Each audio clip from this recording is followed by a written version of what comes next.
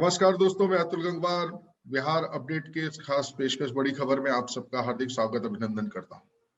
बिहार में कल पहले चरण का मतदान हो चुका है। मतदान के बाद सभी राजनीतिक दल बढ़ा चढ़ाकर अपनी बातें कह रहे हैं कि हम इतनी सीटों पर विजय हो रहे हैं, लेकिन जनता का फैसला क्या है ये तो जनता को ही पता है और जनता ने उसे ईवीएम में कैद कर दिया है। लेकिन क्योंकि अभी 2 चरणों का मतदान बाकी है, इसलिए कोई दल ढोल बजाने से बाज नहीं आ रहा है।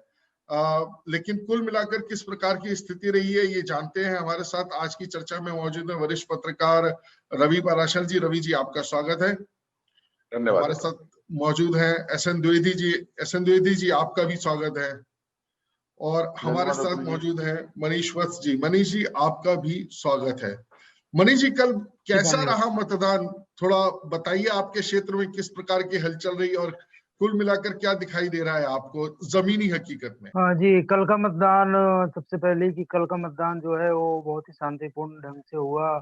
छिटपुट घटनाएं थोड़ी बहुत कहीं-कहीं हुई, इसके अलावा मतदान बहुत ही शांतिपूर्ण ढंग से संपन्न हुआ।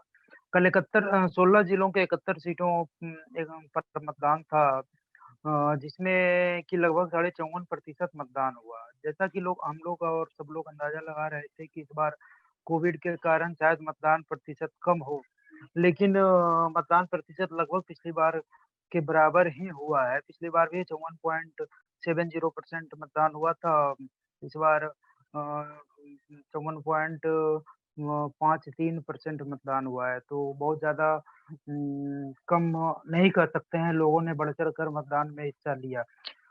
कहीं न कहीं या तो ये मतदान इतने मतलब अच्छे तरीके से और परसेंटेज में जो मतदान हुआ है, अधिक प्रतिशत में कोरोना के होते हुए भी, तो निश्चित तौर पे लोग ऐसा अंदाज़ा लगा रहे हैं, जहाँ जितने भी लोगों से मेरी बातचीत हुई है और जितने लोगों से चर्चा हुई है लोगों से, कि कहीं न कहीं सत्ता पक्ष को शायद ये ठीक-ठाक मतदान नुकसान पहुँचा सकता है। कई सीटों पे लोगों ने खुलकर राजद के पक्ष में वोट किया है, ऐसा सुनने में आ रहा है, ऐसी खबर आ रही है। इसी कारण से मतदान का प्रतिशत थोड़ा-सा बरकरार रहा पिछले बार के मुकाबले कोविड 19 के मद्देनज़र भी। दूसरी बात जहाँ तक एनडीए के वोटर्स का सवाल है, तो अ, मतलब वो बहुत ज़्यादा उत्सुक और क्या कहते हैं ऊर्जावान नहीं दिखे। बूथों पे ज़्यादातर महागठबंधन के वोटर ज़्यादा एक्टिव दिखे, ऐसा मतलब कई बूथों से ऐसा रिपोर्ट आया है, कई लोगों से हमने पूछा और बातचीत किया तो उसके आधार पर। हालाँकि राजद ये कह रही है कि 71 में 55 सीटें हम जीत रहे हैं। इसको एनडीए के नेताओं ने नकार दिया। उन्होंने कहा है कि नहीं, मतलब हमारी पार्टी फिर से सत्ता में वापस आ रही है। पहले चरण में हम अच्छी खासी सीट जीत के और अपनी बढ़त बना रहे हैं। जी। तो अभी क्या होगा, इसका क्या परिणाम होगा, ये तो खैर 10 तारीख को ही पता चलेगा। द्विवेदी जी, आपकी ग्राउंड रियलिटी क्या कह रही है? आपके पास क्या खबर है कि किस प्रकार का मतदान हुआ है? अतुल जी, बिल्कुल अभी जैसा कि हमारे मनीष जी बता रहे थे, तो मैं उसमें जरूर एड ऑन करना चाहूंगा। जो पिछली बार का जो चुनाव था, उसमें जो पहले चरण का जो मतदान था 2015 की अगर मैं बात करूं, 2015 और 2020 के पहले चरण के मतदान में करीब 3.25 से 3.5% का अंतर है। मतलब पिछली बार से करीब 3.25% या 3.5% वोट इस बार कम पड़े हैं। और हमेशा देखा गया है जो भी सत्तारूढ़ पार्टी होती है उसको कम मतदान में हमेशा घाटा होता है। एक जो एंटी इनकम्बेंसी है, जो उसके अपने वोटर होते हैं उदासीन हो जाते हैं, वोट डालने नहीं निकल पाते हैं, या फिर जो कार्यकर्ता है वो वोट डालने के लिए अपने मतदाताओं को बूथ तक ले जाने में सफल नहीं हो पाते हैं। तो हमेशा सत्तारूढ़ दल को देखा गया है कि कम पोलिंग का हमेशा नुकसान होता है, और कम पोलिंग का हमेशा फायदा जो विपक्षी दल है उनको ये होता हुआ हमेशा देखा गया है। तो मैं ये मान के चलता हूँ, जिस तरह के मनीष कह रहे थे कि सत्तारूढ़ दल को इसका घाटा होगा, इसमें मैं इस तरह से पूरी इनकी बात से सहमत हूँ कि सत्तारूढ़ दल को कम पोलिंग का हमेशा घाटा होगा। मैं इस बात को हमेशा मान के चलता हूँ। बाकी जिस तरह से 53% करीब मतदान हुआ है, और जिस तरह की हमारे पास भी रिपोर्ट्स आई है पूरे बिहार से अभी तक के हिसाब से, बहुत ज्यादा उसमें 71 सीटों के ऊपर सत्तारूढ़ दल को फायदा होता हुआ नहीं दिख रहा है। दूसरे चरण में जरूर देखना पड़ेगा कि किस तरह से अब जैसे मोदी जी चुनाव में कल भी थे वहां पे पटना में, उन्होंने सीधे जंगल राज के युवराज कह के तेजस्वी के ऊपर एक बड़ा हमला किया है। जंगल राज का युवराज उनको बताया है। तो ये सीधे अब जो चुनाव जो तेजस्वी वर्सेस मोदी की तरफ चला जाएगा, तो शायद इसका कुछ फायदा नीतीश को मिल सके या बीजेपी को मिल सके, क्योंकि मोदी के सामने तेजस्वी की जो जो जो एक भूमिका है वो बहुत ही छोटी हो जाती है। हालांकि नीतीश को कुछ टक्कर देते जरूर नजर आ रहे थे, लेकिन जब ये चुनाव मोदी वर्सेस तेजस्वी हो जाएगा तो उसका कुछ परिणाम कुछ बदलने की उम्मीद की जा सकती है। जी बिल्कुल रवि जी, लेकिन जैसा ये भी माना जा सकता है, ये कहा जा रहा था कि बिहार में परिवर्तन के लिए एक सोच बन रही है और इस बात की संभावनाएं हैं, तो कहीं ये भी हो सकता है कि बिहार में परिवर्तन की बात ना करके, क्योंकि वोटर बाहर ही नहीं निकला तो उसने भी स्वीकार कर दिया कि भाई परिवर्तन के लिए नहीं निकलना है, और जो कैडर का वोट है वो पड़ा। तो ये भी कह सकते हैं कि 3% की जो उदासीनता हुई, तो हो सकता है ये कैडर का वोट पड़ा हो, जो परिवर्तन चाहता है वो वोट ना पड़ा हो, और इसका लाभ सत्तारूढ़ दल को हो सकती है। देखिए बिल्कुल ये बात बिल्कुल सही है। मैं द्विवेदी जी के इस कथन से सहमत हूँ। आमतौर पर अगर हम पुराने चुनाव नतीजे भी देखें, बिहार के ही देखें या दूसरे राज्यों के देखें, तो जब वोट प्रतिशत बढ़ता है तो वो आमतौर पर यह माना जाता है कि परिवर्तन के लिए लोग उद्धत हैं, इसलिए ज्यादा संख्या में वोट डालने निकले। तो अगर वोट परसेंटेज स्थिर है और अगर पार्टी पोजीशंस देखें तो इस चरण में जिन सीटों 71 सीटों पर चुनाव हुआ है, 2015 के चुनाव में आरजेडी ने 25 सीटें जीती थी, जेडीयू के पास 21 आई थी, बीजेपी तीसरे नंबर पर थी 14 सीट लेकर, और कांग्रेस 9 सीटों के साथ चौथे नंबर पर थी। लेकिन बीजेपी का वोट शेयर अगर हम देखें 2015 का, तो इस चरण में करीब करीब 20% से थोड़ा ज्यादा था। मोटे तौर पर अगर हम 21% से करीब करीब मान लें, और ओवरऑल जो 5 चरणों में विधानसभा चुनाव हुए थे 243 सीट के लिए, उसमें बीजेपी का जो वोट प्रतिशत था वो करीब करीब 25% के आसपास था। और इस चरण में भी बीजेपी 2015 में तीसरे नंबर पर थी, और ओवरऑल जो रिजल्ट की 2015 की जो टैली थी उसमें भी तीसरे नंबर पर थी। तो मेरा अपना ये मानना है कि अगर वोट शेयर जो कार्डर बेस्ड चूंकि पार्टी है, जैसा कि आपने भी कहा बीजेपी, अगर वोट शेयर इंटैक्ट रहता है और अगर बीजेपी का वोट शेयर इंटैक्ट रहता है, और अगर एंटी इनकम्बेंसी फैक्टर की वजह से जनता दल यूनाइटेड जिसका वोट शेयर 2015 में करीब करीब 16+ % था, अगर उसमें कुछ सेंध भी लगती है तो 24% और तो भी ये जो गठबंधन है इसको ओवरऑल एक फायदा दिखाई दे रहा है। और अगर हम सीट वाइज देखें कौन पार्टी इन 71 सीटों में कितनी सीटों पर लड़ी है, तो 41 पर जेडीयू उम्मीदवार खड़े हुए थे, जिनमें से हम के भी 35+6, हम जीतन राम मांझी के 6 उम्मीदवार थे और 35 जनता दल यूनाइटेड के थे। इसी तरह बीजेपी के 29 थे और वीआईपी का 1 उम्मीदवार था। 21 पर कांग्रेस के उम्मीदवार वहां चुनाव लड़े हैं इस चरण में, और 42 पर आरजेडी के उम्मीदवार हैं। तो अगर ये देखें कि 35 सीट जिन पर जेडीयू सीधे सीधे लड़ी थी, उस पर एलजेपी भी लड़ी है, लेकिन पिछले चुनाव का अगर आंकड़ा देखें तो इन 71 सीटों में से एलजेपी के पास एक भी सीट नहीं थी, यानी 0 सीट थी। तो कितना वोट काटा होगा एलजेपी के उम्मीदवारों ने, ये समझ में आता है। और एक और महत्वपूर्ण फैक्टर है कि जो 8 दिग्गज जो सत्तारूढ़ पक्ष के इस चरण में मैदान में थे, वहां पर आरजेडी उम्मीदवार उनके सामने नहीं थे।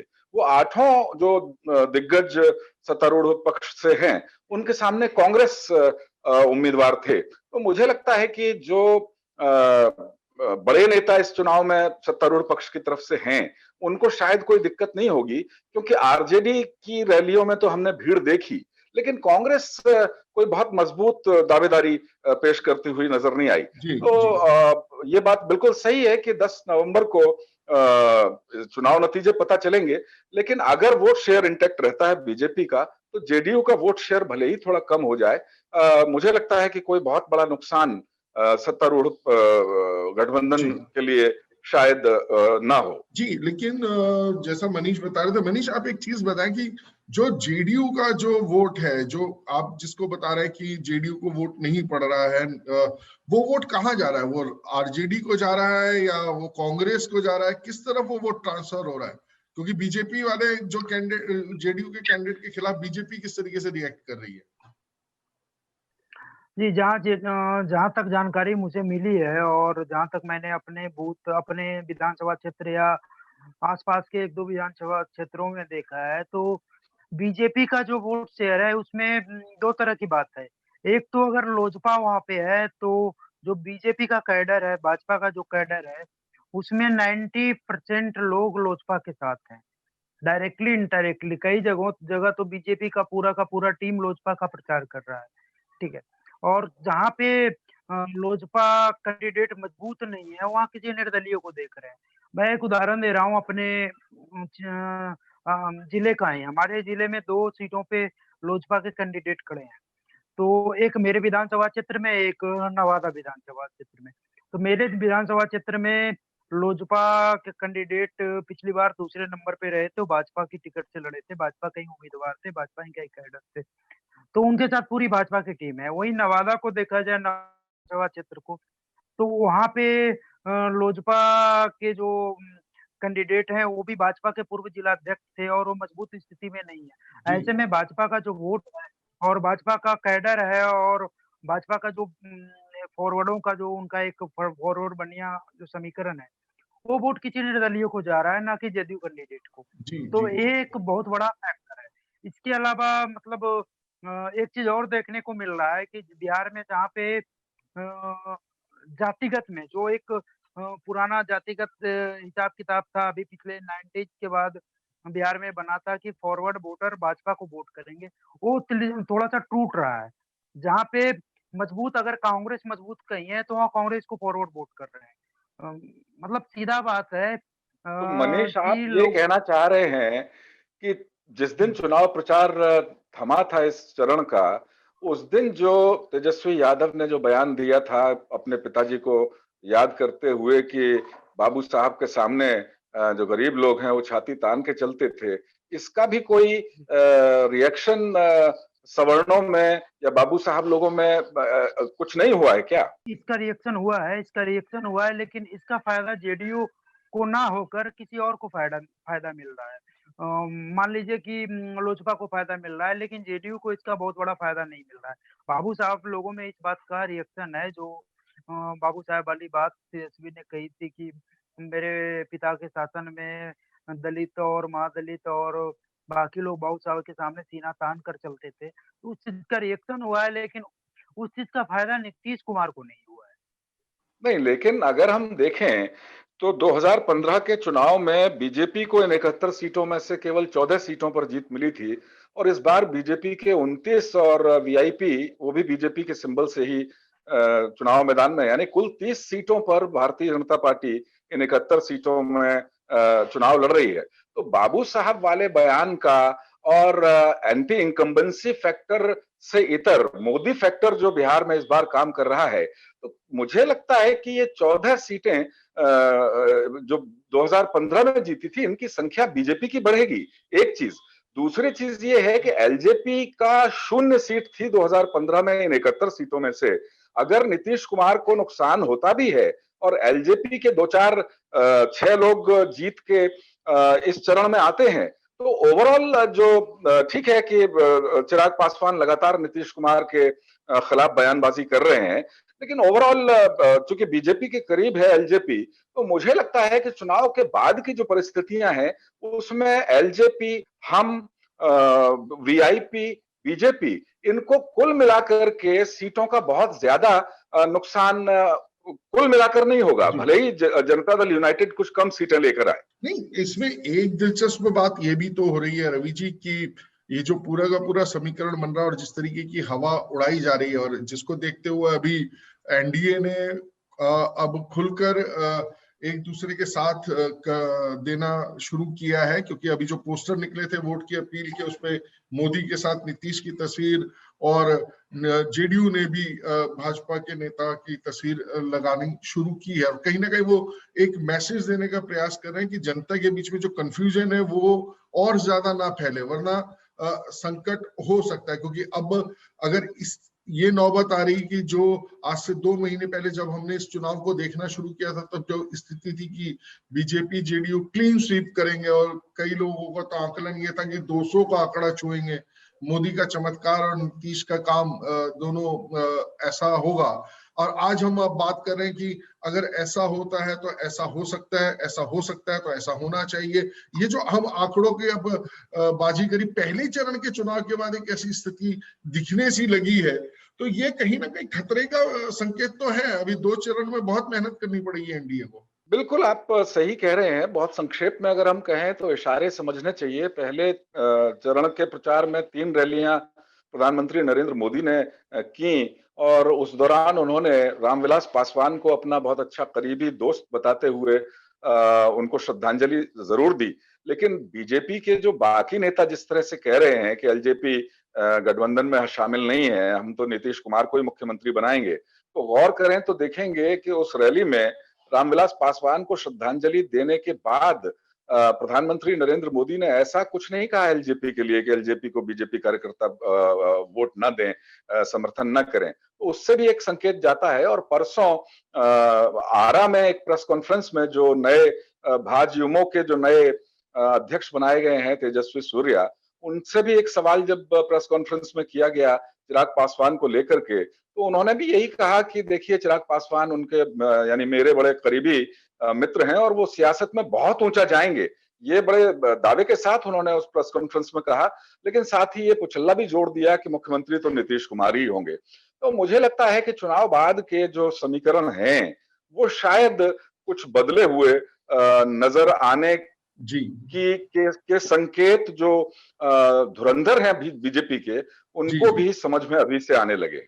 जी जी देदी जी, ये बड़ा दिलचस्प है। मतलब ये तो कहा जा रहा है कि बीजेपी और जेडीयू साथ है, लेकिन चिराग के लिए जिस तरीके से रवि जी ने भी बताया कि खुलकर एक उसका विरोध नहीं किया जा रहा, कहीं ना कहीं एक रिश्ता बनाए रखने का जो एक तार है वो जोड़ा रखा जा रहा है। और दूसरी ओर नीतीश मुख्यमंत्री होंगे ये स्पष्ट है, लेकिन लोजपा का साथ नहीं लेंगे ऐसा कहीं कहा नहीं जा रहा। तो ये भी एक संकेत है कि समीकरण कहाँ किस और सारे दरवाजे झरोके खोले रखे गए हैं अभी भी। अदुल, देखिए राजनीति में कोई भी चीज आज की तारीख में अछूत नहीं है या कोई भी चीज असंभव नहीं है। जैसे यूपी में भी हमने देखा था जिस तरह से समाजवादी पार्टी और बहुजन समाजवादी पार्टी एक हुए थे, तो उसके बाद से राजनीति में अछूत और असंभव जैसी चीजें खत्म हो गई थी। तो बिहार में भी चुनाव के बाद अगर कुछ नए समीकरण बनते हैं जिनको लोग अभी बिल्कुल नकार के चल रहे हैं, तो हमें उसमें बिल्कुल आश्चर्य नहीं होना चाहिए। देखिए आप रही बात जो अगर हम चिराग पासवान की बात करते हैं, हमें ये हमेशा याद रखना पड़ेगा चिराग पासवान उस नेता के पुत्र हैं जिसने कि 6 प्रधानमंत्री के साथ काम किया और सरकार किसी रही हो सत्ता में वो जरूर रहा है। तो हमें इस बात को कतई नहीं भूलना चाहिए, चिराग पासवान के अंदर भी वही खून है। तो हो सकता है आने वाले वक्त में जो भी सरकार बने चिराग पासवान उस सरकार में जरूर शामिल हो। हालांकि अभी जो जिस तरह की रिपोर्ट्स आ रही है वो बहुत ज्यादा उत्साहित करने वाली नहीं है चिराग पासवान के लिए भी। जैसे ग्राउंड रिपोर्ट कल के पहले चरण के बाद भी हम लोग ने देखी, बहुत ज्यादा उत्साहित करने वाली रिपोर्ट नहीं है चिराग पासवान के लिए। लेकिन हाँ, चिराग पासवान के साथ एक बात जरूर है कि वो हमें ये मानना पड़ेगा कि सरकार किसी की हो सकता है उस सरकार में जरूर हो। जी बिल्कुल दे दीजिए रवि जी। एक और महत्वपूर्ण बात है जिसकी ओर आपने सरसरी तौर पर इशारा किया है, लेकिन मुझे लगता है कि उस पर चर्चा की जानी चाहिए कि चुनाव जो है अब कहीं ना कहीं जिस तरीके से आरजेडी मुख्यमंत्री के रूप में तेजस्वी को प्रोजेक्ट कर रहा है और कहीं ना कहीं अब प्रधानमंत्री भी तेजस्वी पर निशाना साध रहे, तो तेजस्वी बना मोदी चुनाव हो रहा है। तेजस्वी का कद भी बड़ा किया जा रहा है, क्योंकि ये तो तय है कि नीतीश का कद बिहार में जो हो सो हो, लेकिन मोदी के कद के बराबर नहीं। और अभी भी ये माना जा रहा है बिहार में अगर जितनी भी सीटें आएंगी उसमें मोदी का चमत्कार कहीं ना कहीं रहेगा।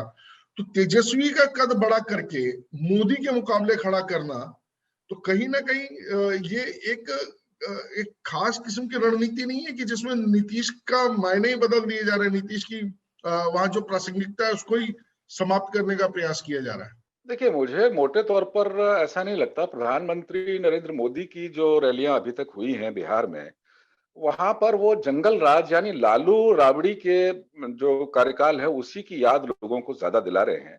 तेजस्वी को उन्होंने बहुत तरजीह व्यक्तिगत तौर पर अपने भाषणों में नहीं दी है। हाँ, तेजस्वी यादव जरूर अपने अपने चुनाव प्रचार में केंद्र सरकार पर भी हमलावर हैं। अगर नीतीश कुमार 9 बच्चे वाला बयान देते हैं तो वो इसे प्रधानमंत्री नरेंद्र मोदी के परिवार से जोड़ देते हैं। और मुझे लगता है कि लोकसभा चुनाव की तरह जिस तरह से राहुल गांधी हर रैली में चुनाव को पूरी तरह राहुल गांधी बनाम नरेंद्र मोदी बनाने पर आमादा थे, यानी अपने सर पर जो टोकरी थी उसमें वो मोदी को बिठा के हर चुनावी रैली में घूम रहे थे। उसका फायदा भी कहीं ना कहीं बीजेपी को ही मिला। अगर तेजस्वी यादव लगातार ये नरेंद्र मोदी पर निशाना साधेंगे नीतीश कुमार के साथ साथ, तो मुझे लगता है कि इसका फायदा तेजस्वी यादव को कम मिलेगा, बीजेपी को ज्यादा मिलेगा। ये मैं मानकर चलता हूँ। रवि जी, जिस तरह से कल मोदी जी ने हर अपनी तीनों सभाओं में तेजस्वी के ऊपर निजी तौर पे कहा है कि जंगल राज की युवराज उनको बताया है और भ्रष्टाचार बताया है, पारिवारिक भ्रष्टाचार को उनको बढ़ावा देने की बात कही है, लालू जी के ऊपर हमला बोला है, तो आपको लगता नहीं ये जो जंगल राज का युवराज है सीधा सीधा तेजस्वी के ऊपर 1-to-1 हमला है मोदी जी का? नहीं नहीं, बिल्कुल बिल्कुल पॉइंटेड हमला है, बिल्कुल पॉइंटेड हमला है। लेकिन ये सीधी अगर केवल वंशवाद की बात, केवल केवल और वंशवाद की बात नहीं है। आप देखिए वो जो जंगल राज है, बात कहने का प्रयास सीधा सीधा यही है कि अगर इनको तेजस्वी यादव को चुना जाता है तो फिर 15 साल जब इनके पिता माता का शासन था वैसी ही परिस्थितियां दोबारा से आ जाएंगी। तो प्रकारांतर से सीधे सीधे नाम नहीं लिया तेजस्वी यादव का, लेकिन इशारा उन्हीं की तरफ है। लेकिन वार जो है, हथियार जो बनाया है वो 15 साल को ही बनाया है, ये भी गौर करने वाली बात है। जी जी जी बिल्कुल। एक छोटी सी टिप्पणी मनीष आपकी चाहूंगा चलते चलते, ये बताएं कि हम लोग एक चर्चा निरंतर कर रहे थे कि जो 30 लाख से अधिक युवा वोटर जो पहली बार वोट डालने वाला है, कहीं ना कहीं बहुत निर्णायक साबित होने वाला है। पहले चरण में युवाओं का रुझान किस ओर दिखाई दिया है? जी, युवाओं 30 लाख से ज्यादा नए वोटर हैं और उनका तो निश्चित तौर पे बिहार विधानसभा में इस बार 25 लाख से 35 लाख के बीच के जो युवा हैं उनका बहुत ज्यादा महत्व है इस बार वोटिंग में।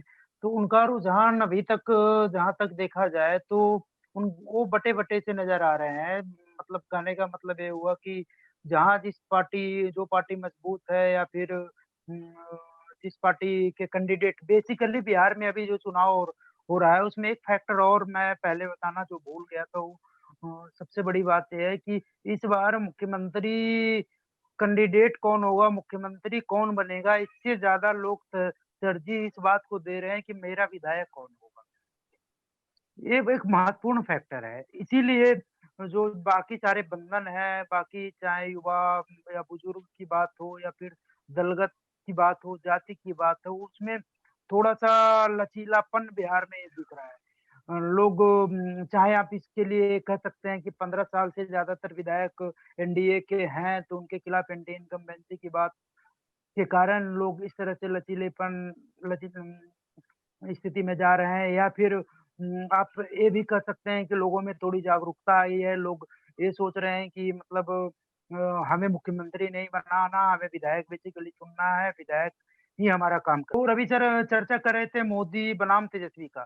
तो एक चीज़ और देखने को यहाँ मिल रहा है कि लोग मोदी जी लोग ये कह रहे हैं कि मोदी जी लोकसभा चुनाव में वोट माँगने आएँगे तब उनको वोट करेंगे। लोकसभा चुनाव के लिए सेंटर के लिए मोदी जी ठीक हैं, लेकिन राज्यसभा चुनाव में बिहार विधानसभा चुनाव में हम उनकी नहीं सुनेंगे। कहने का ये मतलब है कि क्षेत्रीय मुद्दे, लोकल मुद्दे यहाँ ज़्यादा हावी है। दूसरी बात जो ये सर ही कह रहे थे वो बाबू साहब वाला बयान जो था तेजस्वी का, तो उसमें उस बयान को मुंगेर की घटना ने कहीं न कहीं प्रभावित किया। उस बयान को भूलकर लोग मुंगेर की घटना का ज़्यादा चर्चा कर रहे हैं। मुंगेर में जो हुआ, अगर कोई दूसरा एसपी वहाँ होता या कोई और इस तरह की घटना करता तो बहुत ज़्यादा चर्चा में नहीं आता। बड़ी बात वहाँ ये है कि जो वहाँ के एसपी लिपि सिंह हैं, वो जदयू के वरिष्ठ नेता और 2 नंबर कहे जाने वाले जदयू में उनकी बेटी हैं। तो एक महत्वपूर्ण बात है जो तेजस्वी यादव के बयान को जिसने एक तरह से ढक दिया, नीतीश के खिलाफ खिलाफ लोगों को थोड़ा-सा आक्रामक कर दिया। जो वीडियो जी जारी हुए हैं मुंगेर से और व्हाट्सएप पे, सोशल मीडिया पे जो शेयर हुए हैं, हर किसी के फ़ोन में वो वीडियो पहुँच चुका है और उसका प्रभाव कहीं न कहीं लोगों में दिख रहा है। जी अतुल बिल्कुल। जी, एक चीज और मुझे कहनी है, जी बहुत संक्षेप में। 2015 का जो रिजल्ट था उसमें 8 सीटें ऐसी थीं जो 1000 से कम के अंतर से जिन पर हार जीत हुई थी, और 24 सीटें ऐसी थीं जिन पर 1000 से 5000 वोटों के बीच हार जीत तय हुई थी। इस बार एक महत्वपूर्ण फैक्टर प्रवासी मजदूर जो बाहर से कोरोना की वजह से बिहार में आए, ऐसे वोटरों का जो आंकड़ा है, संख्या है, वो करीब 16 लाख के आसपास है। तो ये जो वोटर हैं, ये इन 8 और 24 यानी 32 सीटों पर जहां हार जीत का अंतर बहुत कम रहा था 2015 में, ये प्रवासी भारतीय जो है, प्रवासी मजदूर जो हैं बिहार के, उनके वोट इन 32 सीटों पर मुझे लगता है कि कहीं प्रभावी इस बार साबित ना हो जाए। जी मतलब अभी कुछ भी कहना मतलब कुर्सी खतरे में नीतीश जी की आपके हिसाब से? जी जी मेरे वही कहना है कि अभी कुछ भी कहना उचित नहीं है। तेल देखिए, तेल की धार देखिए, अभी वक्त का इंतजार कीजिए। आज की चर्चा में बस इतना ही। आप लोगों के ऊपर जिम्मेदारी है। प्रथम चरण का चुनाव हो चुका है।